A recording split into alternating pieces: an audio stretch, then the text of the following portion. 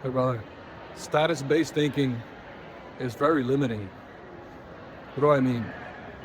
I mean that once you're thinking about your status and you're forgetting about the value that you create for people by what you're gifted at, you end up limiting your ability to reach people.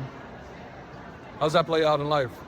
Sometimes you can tell when a person is status-based in their thinking. When you talk about, let's say, finances and money, and you say, yeah, I have some money, or they say I have money, when the mindset shifts immediately to, all right, well, if you have money, how many cars do you have? Or how much real estate do you own? Or how big is your company and your firm? How many people work for you?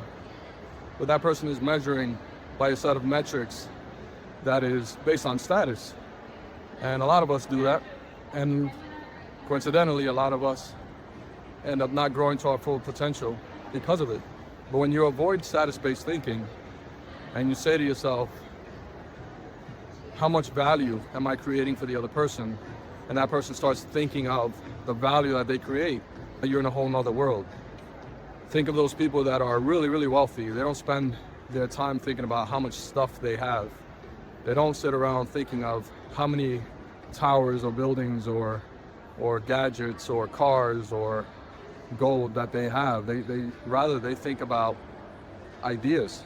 They think about things that they can create for others in the world, and their mind is at a different level. They think about cures for illnesses throughout the world, and so they invent medicines and they invent new programs and they invent different ways to help the people in the community. That's really where you want to strive to align yourself, and you want to help your family grow to that place.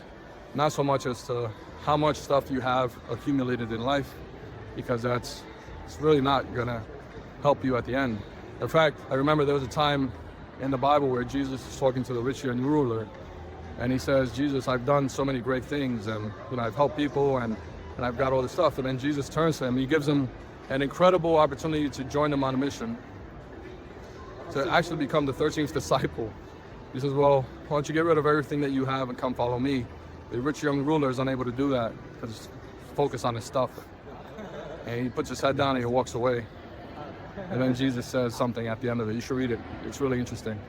Brother, I struggled with status-based thinking for a long time because I grew up in a place where I measured my success and my growth, and I measured how well I was performing to get my mom out of the house where we grew up at. Actually, it wasn't a house, it was an apartment.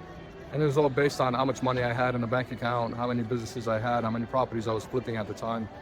My mind was in the wrong place. What do you think? Please visit me at www.thekingsinchrist.com. Post a comment. I'd love to hear it. Thanks.